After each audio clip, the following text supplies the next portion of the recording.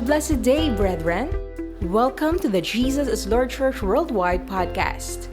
Thank you for joining us as we meditate on God's message to us through the Sunday preachings from Jesus the Healer episodes.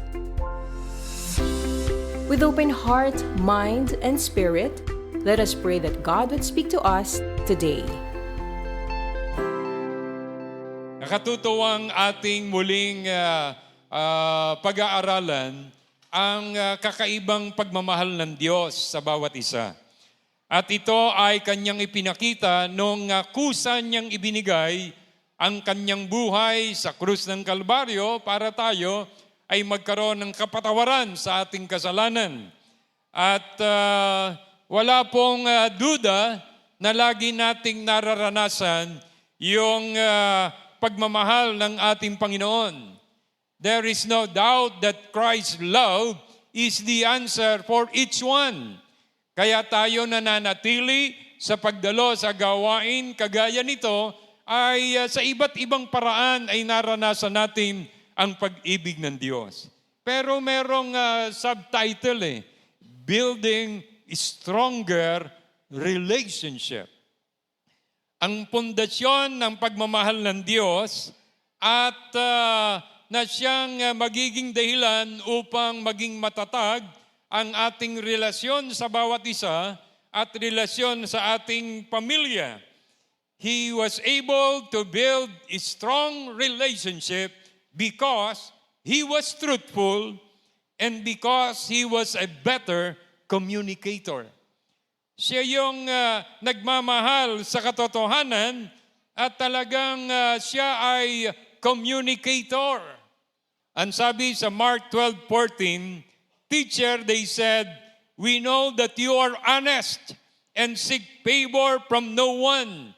Indeed, you are impartial and teach the way of God in accordance with the truth." Ang sabi ng New Living Translation. Nagtanong ang mga Pharisees at the time, Herodians, "Is it lawful to pay taxes to Caesar or not? Should we pay them or not?" Walang duda na mahal natin ang Lord, kaya naman ang ganda ng testimony niya. Maganda yung kanyang patotoo. Ang sinabi sa kanya, "You are honest, you are impartial, and you teach the way of God in accordance with the truth." Kaya minabuti ko na pong basahin ang kabuuan ng kwento mula verse 13 hanggang 17. For our scripture reading, basahin po natin, and I am using the New Living Translation. "Later they sent some of the Pharisees and Herodians to catch Jesus in his words. 'Teacher,' they said, 'we know that you are honest and seek favor from no one. Indeed, you are impartial and teach the way of God in accordance with the truth. Is it lawful to pay taxes to Caesar or not? Or should we pay them or not?' But Jesus saw through their hypocrisy and said, 'Why are you testing me? Bring me a denarius to inspect.' So they brought it, and he asked them, 'Whose image is this? And whose inscription?' 'Caesar's,' they answered. Then Jesus told them, 'Give to Caesar what is Caesar, and to God what is God's.' And they marveled at him." The Lord will bless the reading and the study of His Word. Dito po sa Mark chapter 12, 13 to 17, ay ating makikita kung gaano ang paraan ng pakikipag-usap, pakikipagtalakayan ni Jesus sa mga taong nagtanong sa kanya. Gusto nating ipakita how well Jesus is as a communicator. Ang sabi doon sa verse 13 ay nagtinanong siya at ng mga religious leaders at the time, at kaya naman nakita natin ang mga katangian ni Jesus in building strong relationships. He was honest, impartial, and truthful. Nung aking tiningnan, ang ibig sabihin ng honest, free of deceit and untruthfulness. Sincere. Kapag sinabing honest ay sincere, direct, hindi nagpapaligoy-ligoy, at genuine, totoo, authentic. Truthful naman ang pagkakasabi sa dictionary, not containing or telling any lies. Hindi nagsisinungaling at walang anumang bahid ng kasinungalingan. At nung I studied further ang pagkakaiba ng honesty at saka truthfulness, ang sabi, honesty refers to the act of being sincere, straightforward, free from deceit or fraud. One of its attributes is transparency. Ito pala yung pagkakaiba ng honesty, merong degree of transparency built on mutual understanding and respect. Kung gusto mong ikaw ay paniwalaan, kung gusto mong ikaw ay maging convincing, mahalaga na ikaw ay honest. Yung totoo ka sa sarili mo. At ang truthfulness naman, kasi mahalaga yung para maranasan mo yung respeto and mutual understanding. Be honest. Not only to people, be honest to yourself. Truthfulness relates to the accuracy. Kapag pala sinabing truthful, merong degree of accuracy and reliability of information and statements. Bawal ang fake news, kaya dapat accurate, dapat reliable, anuman ang statement na iyong sasabihin. It emphasizes the commitment to telling the truth. Pag sinabing ikaw ay truthful, meron kang commitment na privately, publicly, ikaw ay magsasabi ng totoo. Avoiding falsehood or exaggeration and being worthy of trust. Upang ikaw ay maging katiwa-tiwala, kung yung honesty ay nag-aani ng respeto, itong truthfulness naman ay aanihin mo ay pagtitiwala. Kaya naman, ang sabi, one of the key attributes of truthfulness is integrity. Integrity.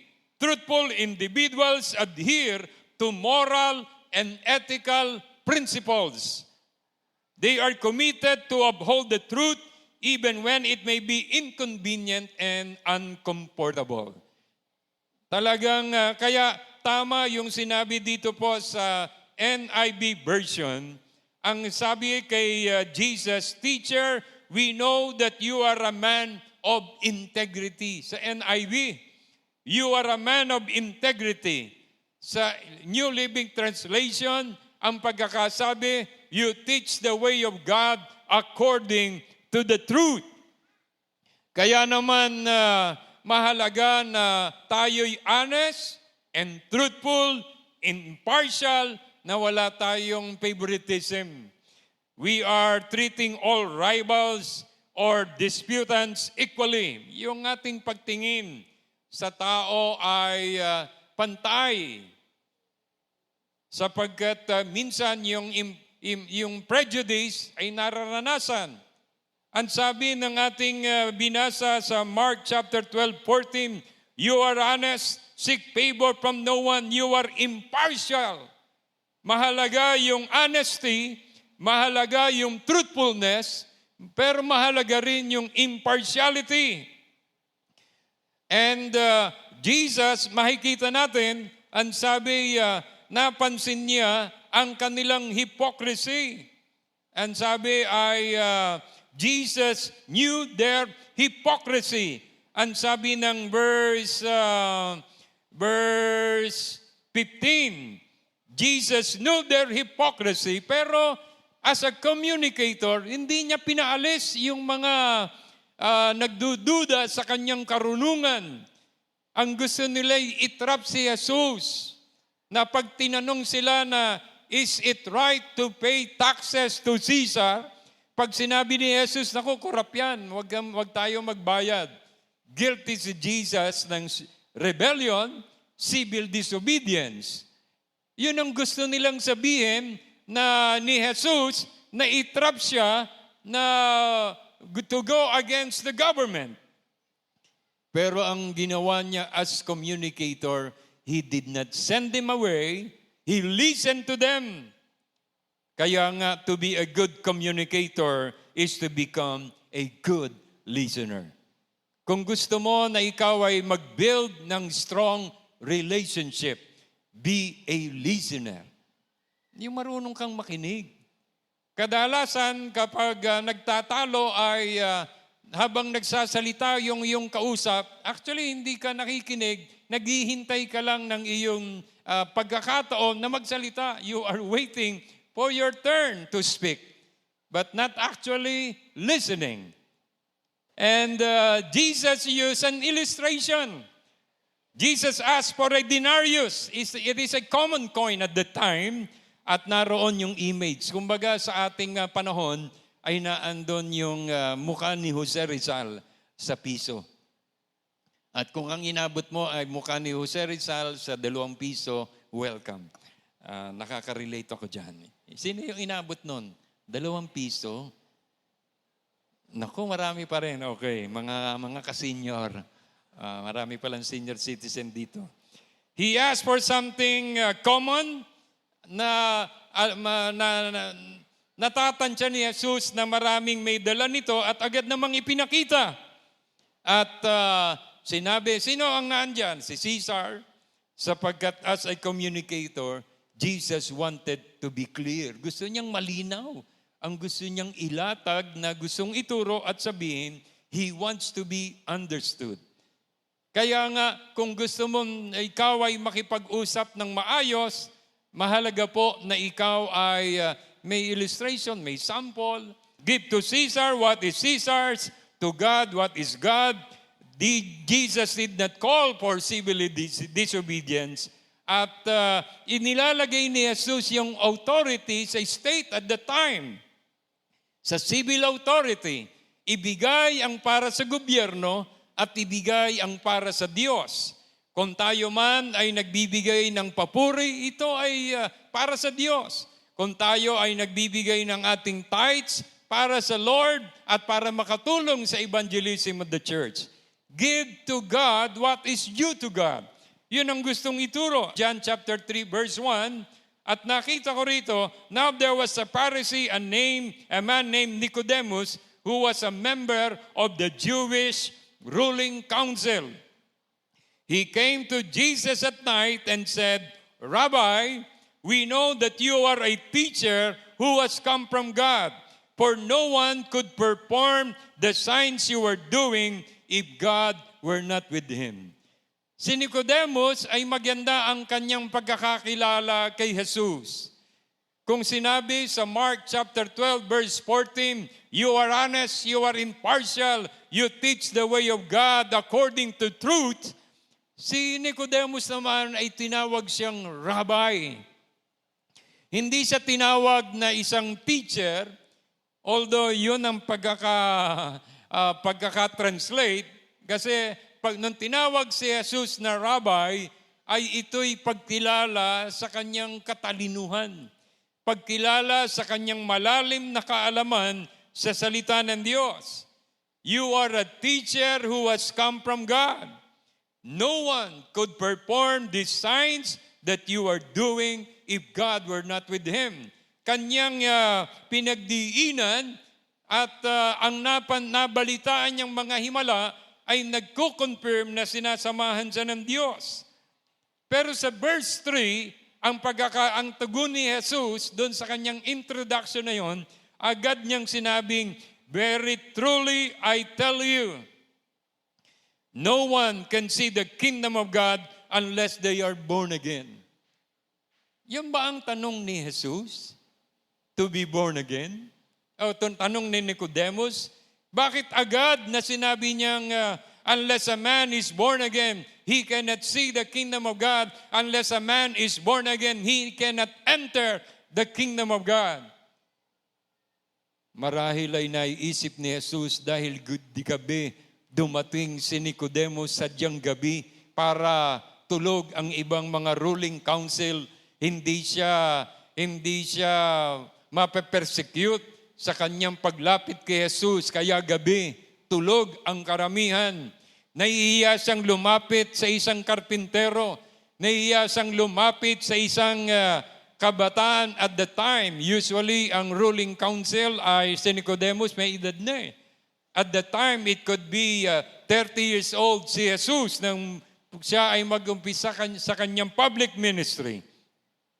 Kaya nga, agad niyang sinabi na, you must be born again. Verse 3, verse 5, verse 7. Sapagkat as a good communicator, Jesus grabbed the opportunity. Baka kasi nagmamadali si Nicodemus. Agad na niyang sinabi, you must be born again. Ang sabi sa verse 5, no one, verily, very truly I tell you, no one can enter the kingdom of God unless they are born of water and the Spirit. Sapagkat nagtanong si Nicodemus, paano mangyayari yun? I will enter to my mother's womb the second time. Ang sinabi ni Jesus ay being born of water, referring to the Word of God, and being born in the Spirit. Verse 6, flesh gives birth to flesh, and the Spirit gives birth to spirit. You must be born again. Hindi ho automatic na porque siya ay religious leader, ay makakatiyak na siyang papasok sa langit. Actually, napansin niyo ba yung sinabi sa verse 3, unless you are born again, you cannot see the kingdom of God. Unless you are born again, you cannot enter the kingdom of God. Kaya yung mga tumutulig sa born again experience ay hindi nila lubos na naunawaan, hindi mo makikita, hindi ka makapapasok sa kaharian ng Diyos unless you are born again. Kaya nga ang sinabi sa 1 John chapter 3 verse 9 na siyang sumulat din ng letters ni John, ang sabi, those who have been born into God's family do not make a practice of sinning. Kaya pala mahalaga yung being born into the family of God, born into the Spirit, sapagkat ito ang pipigil sa atin to make the practice of sinning. Para hindi ka magkasala, hindi maging habitual ang pagbaksak sa kasalanan. Kaya nga mahalaga yung born-again experience. This is one way for the Lord to give us a new beginning, a new start. Kaya kapansin-pansin na nung ikay makakilala na sa Panginoon, yung kapag ikaw ay nangupit, nagsinungaling, agad may madadamay mo yung udyok ng Banal na Espiritu. Bakit ka nangupit? Bakit ka nagnakaw? Bakit ka nagsinungaling? Yung konsensya mo, naging active. Ang sabi, those who have been born into God's family do not make a practice of sinning. Dahil sa encounter ni Jesus kay Nicodemus at itinuro yung born-again experience. Ano po nangyari sa John chapter 19, verse 38? Nung si Jesus ay namatay, ang sabi ng verse 38, later, Joseph of Arimathea asked Pilate for the body of Jesus. Now, Joseph was a disciple of Jesus, but secretly, si Joseph secretly ay disciple. Ayaw niyang mabisto, palihim. Pero nung namatay, lumakas ang loob niya. Nagpakita na siya, nagpakilala na siya. Sino po ang kasama niya? Verse 39, he was accompanied by Nicodemus, the man who earlier had visited Jesus at night. Nicodemus brought a mixture of myrrh, aloes, about 75 pounds. Taking Jesus' money, the two of them wrapped it with the spices and strips of linen. Anong mapapansin natin dahil doon sa pagiging truthful ni Jesus kay Nicodemus, eventually ay nagpakilala na siya bilang tagasunod ni Jesus. Ang mga disciples nung si Jesus ay mapakot na matay, ay nagtago, natakot. Si Nicodemus lumakas ang loob. To build a strong relationship, Jesus did not send Nicodemus away. Hindi niya pinauwi. Hindi niya sinabing, Nicodemus, gabi na. Pagod ako. Pwede bang bukas ka na bumalik? O sa ibang araw ka na bumalik, i-text mo na lang ako kapag malaman mong available ako. Hindi ho eh. Agad niyang in-entertain, agad niyang kinausap, agad niyang sinabihan, you must be born again. Baka mawala na siya ng pagkakataong banggitin ito sa mga susunod na pagkakataon. Kaya Jesus was truthful to himself, he was truthful to his God. Sa susunod na chapter, sa chapter 4, Samaritan woman naman ang kanyang kausap. John 4:7, when a Samaritan woman came to draw water, Jesus said to her, will you give me a drink? The Samaritan woman said to him, you are a Jew, I am a Samaritan woman. How can you ask for a drink? Alam nung babae ang tradisyon. Jew ka, Hudyo ka, bakit ka nakikipag-usap sa akin? You are a man, I am a woman. Yung pa dalawa yun eh. Bawal kasing makipag-usap ang isang Samaritan sa isang kagaya ni Jesus na isang Jew. Pero pinakita doon that Jesus was impartial. Di siya namimili ng gender. Sapagkat alam niyang may dapat na baguhin doon sa Samaritan woman. At alam ni Jesus, hindi magsasalitang kusa yung Samaritan, kaya't humingi ng tubig si Jesus. Will you give me a drink? The Samaritan woman will not start a conversation. To build a strong relationship, you need to communicate. Kaya nagtanong si Jesus, will you give me a drink? At sabi ng babae, you are a Jew. How? I am a Samaritan woman. How can you ask for a drink? Ano po ang sabi? For Jews do not associate with Samaritans. At para maging maayos ang kanilang pag-uusap, ang sabi ng verse 16, he told her, go, call your husband and come back. Ang sabi niya, sige, umuwi ka muna, tawagan mo yung asawa mo. Ang sabi ng babae, I have no husband. She replied, sabi ng babae, I have no husband. Ang sabi ni Jesus, you are right when you say you have no husband. Hindi ni-rebuke yung babae. Ano ba ang totoo? The fact is, sabi ni Jesus, you have had 5 husbands. 5 na yung kalibin niya. Na naging kalibin niya, and the man you now have is not your husband. Pang-6. Kaya merong immorality na broken heart at mababaw ang kanyang paningin sa marriage. Ang tingin niya, basta nagkaroon ng relasyon, okay na yun, kahit walang kasal. Mas maganda pa rin. Mas tama ang may kasal. Kaya yung mga nagli-live-in, kung binata at dalaga, ay magpakasal. Si Jesus, sabi niya, call your husband. Yung babae, dahil walang kasal, I have no husband. Hindi sinagot ni Jesus, nagsisinungaling ka. Ang sinabi ni Jesus ay, indeed, what you said is right. But actually, the fact is, you have had 5 husbands. And the one you are now living with is not your husband. What you have just said is quite true. Kaya naman si Jesus, makikita natin, truthful siya. Honest. He was impartial para po magkaroon ng strong relationship sa ating buhay. Mahalagang truthful, honest, and impartial. Ano po nangyari? Sa verse 39, nung masabing na-expose yung kasalanan ng babae, umalis siya at pumunta sa kanyang mga kabarangay. Many of the Samaritans from the town believed in him because of the woman's testimony. Nag-testify siya na merong lalaking hindi tinolerate ang kanyang kasalanan. May lalaking nagsabi na hindi dapat na siya'y magkaroon ng relasyon sa ibang lalaki nang walang kasal.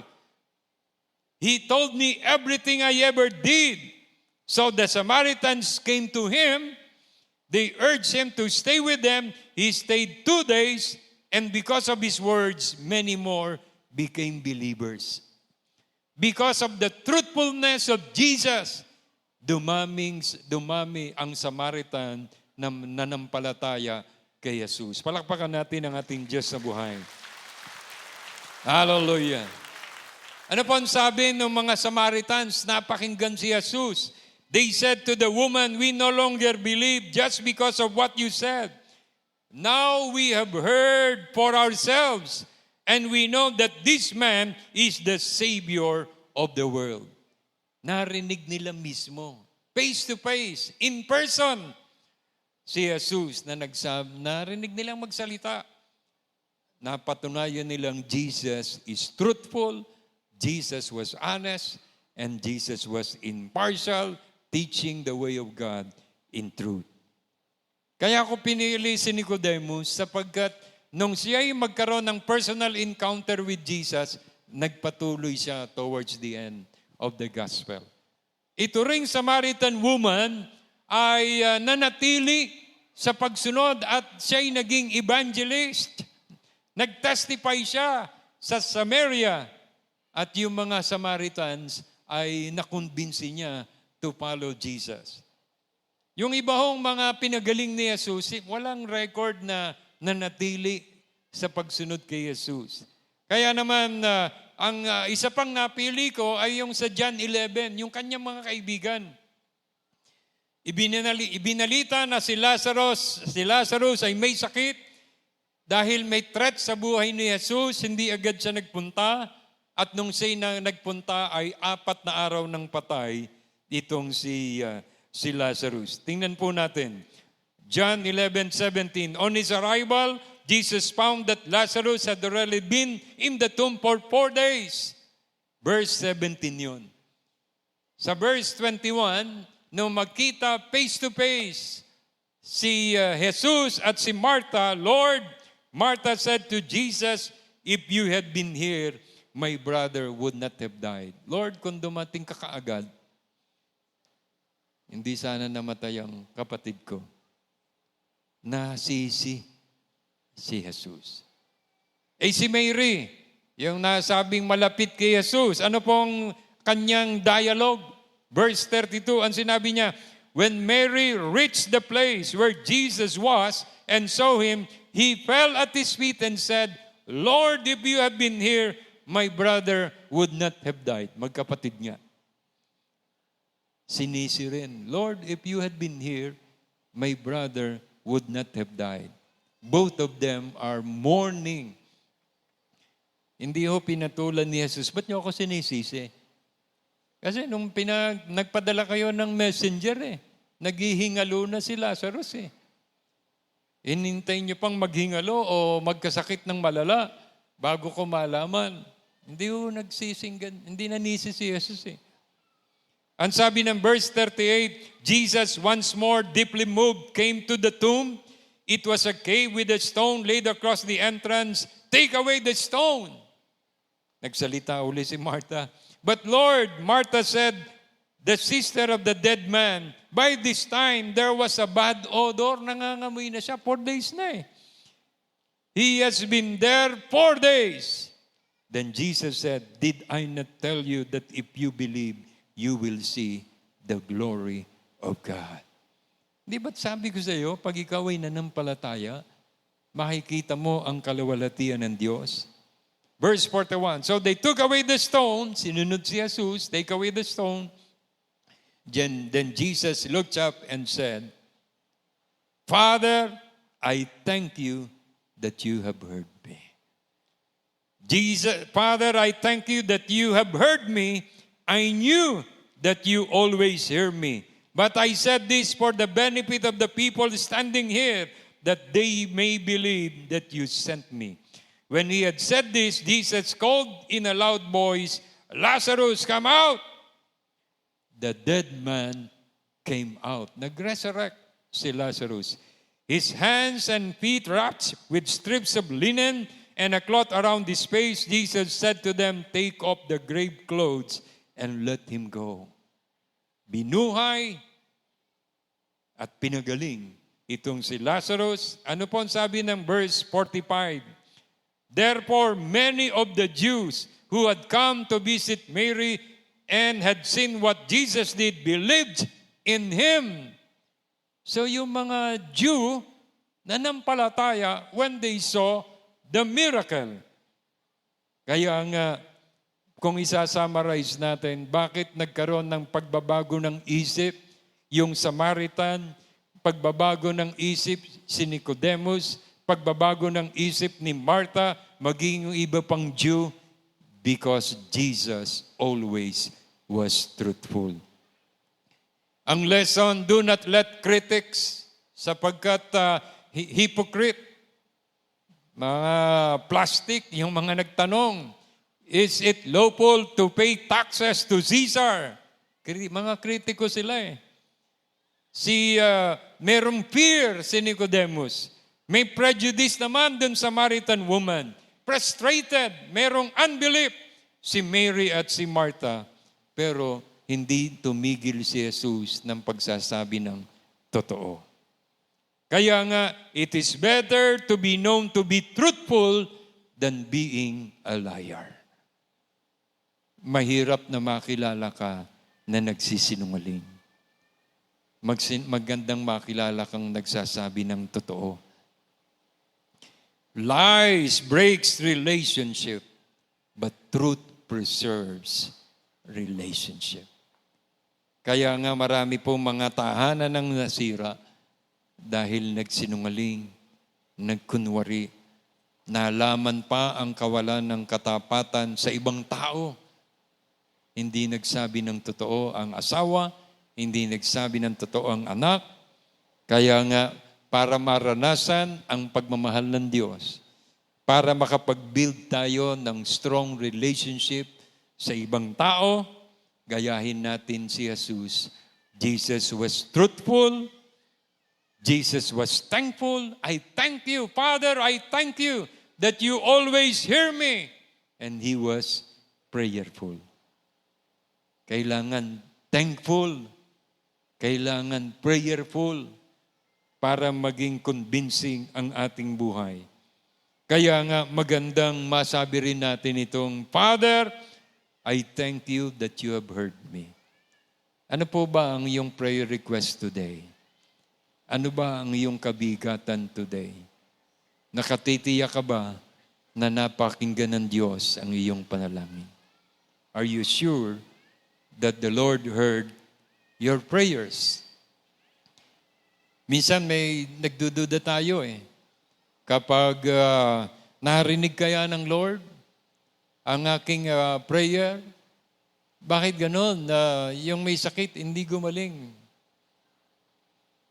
Hindi porke hindi gumaling ay hindi na narinig. Hindi porke namatay ay hindi na narinig ng Lord. Meron siyang panibagong mensahe, God has a better plan. Kasakit ako, sinabi ko, Lord, may sakit pala ako, hindi mo sinabi. Di sana, nag-ingat ako. Tapos, nung magpa-x-ray ako, natutunan ko, sige, pinag-pray ako ni Brother Eddie. Frustrated, disappointed, ang sabi doon sa in-applyan kong trabaho, ang remark after the x-ray, not fit to work. Not fit to work. Sa sama ng loob ko, mula Manila Doctors, naglakad ako hanggang Luneta, nakaabot ako sa Quirino Grandstand. Nataon naman, naglalaro. Nandun na agad si Kuya Ed, si Brother Eddie, si Ate Dory, yung mga anak. Lapit agad ako sa kanya. Kuya Ed, kitang-kita yung mukha ko na masama loob, disappointed. O, ba't ganyan ang mukha mo? Sabi ko nung doktor not fit to work All things work together for good for those who love the Lord, for those who are called according to His purpose. May purpose ang Diyos, kaya hindi ka dinala dyan. kaya kang pagilingin ng Panginoon. Jesus is the healer. Tapos nag-pray siya. Pag-uwi ko, Lord, kausapin mo ko through your word. Dinala ako sa Philippians 4 verse 8, whatsoever of good report, think of these things. Nirebuke ako ng Bible, ng Holy Spirit. Yung ikaw ay may sakit, bad report yun eh. Whatsoever of good report, think of these things. Ano yung good report? Worship the Lord your God. He will bless thy bread and thine water, and He will take sickness away from the midst of thee. Yun ang good report. Think of these things. Kaya yun ang pinanghawakan ko. Kaya nung muli ako magpa-x-ray, after confessing for almost a month or 2 months, yung scripture, Exodus 23 verse 25. Lagi kong kino-quote, umaga, tanghali, hapon. At nung ako'y matanggap na sa bangko, walang physical exam, contractual eh. Sabi ko, contractual, kaya walang physical exam. Pagkatapos, Monday ho ako tinanggap. Thursday, may nag-resign. Apply agad ako. Sabi niya, Mr. Tobias, because you apply for a permanent position, you need to go to physical exam, go to Makati Medical Center. Punta naman ako, pero pinag-pray ko na lahat. Dahil sa bad report, sa nangyari, pinag-pray ko na yung operator, pinag-pray ko na yung equipment, pinag-pray ko na yung doktor, pinag-pray ko na yung babasa, nilihans ko uli yung lungs ko. Kasi nung magpa-x-ray ako City Hall, na para libre, yung bago ako mag-apply uli, ang nakalagay, necessarily negative. Sabi ko, bakit necessarily negative? Sabi ko doon sa mga kumuha resulta, Brad, yun sa'yo, pati nga yung x-ray result. Sabi ng x-ray, yun sa kanya, negative. Brad, inabol ko pa isa. Brad, ikaw. Ano ang resulta? Negative. Lord, bakit yun sa akin? Necessarily negative. The Lord answered quickly. Because of prayers, it became necessary. Oo nga, no? Sige, Lord, thank you. Negative na nga, matuwa na. Dinududa pa eh. Kaya nga, be thankful, be prayerful. At si Jesus ang sabi, Father, I thank you that you have heard me. I knew that you always hear me. At ito pong verse na bookmark na narito, I am praying to you because I know you will answer, O God. I am praying to you. Psalm 17 verse 6. Pakita nga natin sa New Living Translation. Psalm 17 verse 6. I am praying to you because I know you will answer, O God. Bend down and listen as I pray. Nung mabasa ko rin yung bend down and listen, Lord, why do you need to bend down and listen as I pray? Ba't kailangan mong lumuhod? Bakit kailangan mong mag-bend down? Kasi minsan may prayer tayo na mahina. Gustong marinig ng Diyos Ama kung ano yung ating ibinubulong. Gusto niyang makatiyak na napakinggan ng Diyos ang ating panalangin. Amen? Tumayo po tayong lahat. Hallelujah. Christ is the answer to all our longings. He is the answer to all our needs. Siya talaga yung anuman yung ating longing, deep longings. Nais makatiyak ni Nicodemus na makapapasok siya ng kaharian ng Diyos. Lumapit siya kay Jesus.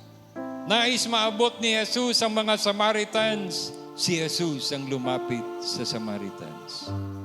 Gusto niyang makatiyak na yung kanyang mga kaibigan ay makapasok ng kaharian ng Diyos.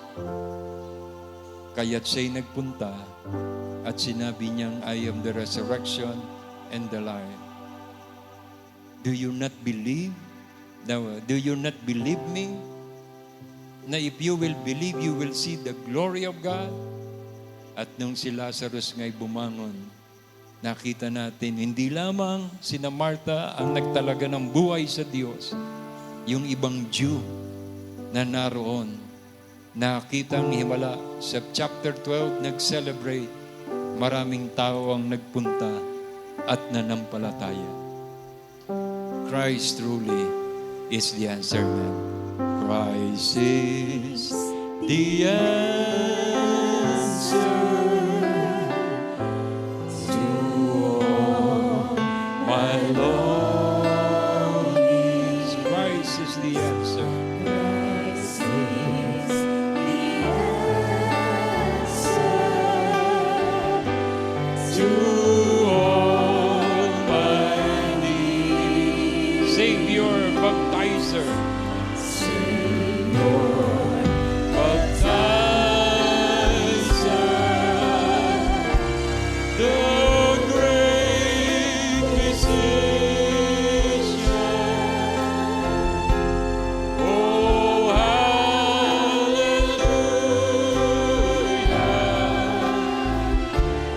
Jesus Christ is the answer. Hallelujah.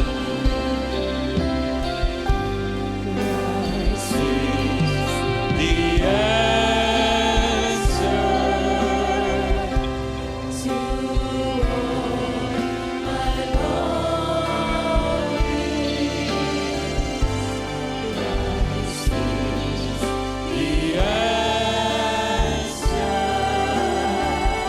to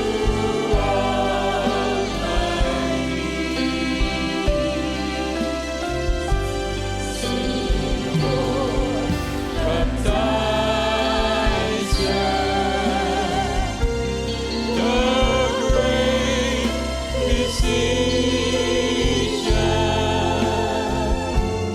Oh, hallelujah,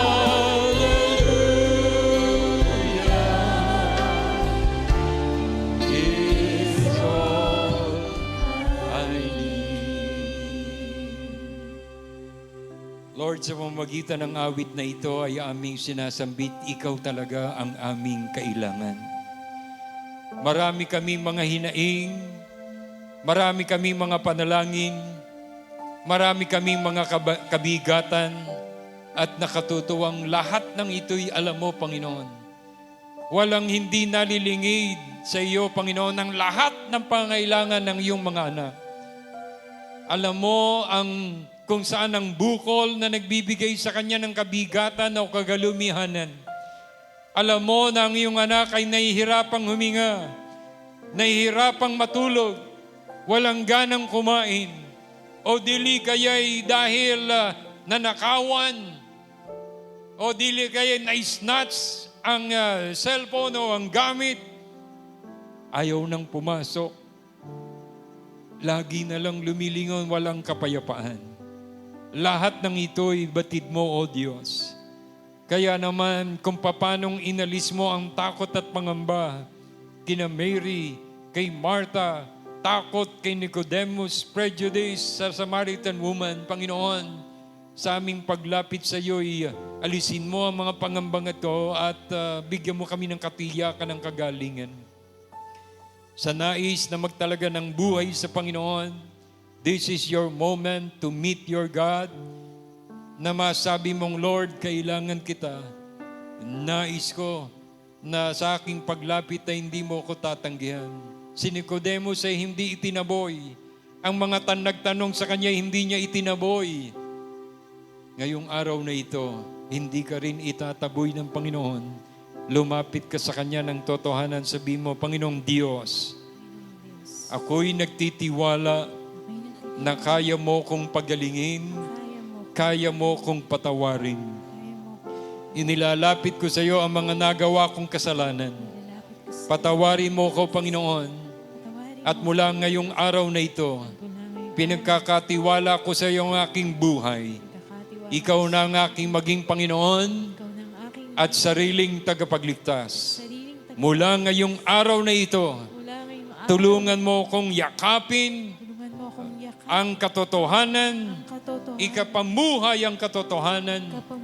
Tulungan mo kong magbagong buhay at sa tulong ng iyong biyaya, ng iyong kapangyarihan, maranasan kong kagalingan, kapayapaan, katatagan ng pananampalataya sa pangalan ni Jesus. Ako na lang po mananalangin.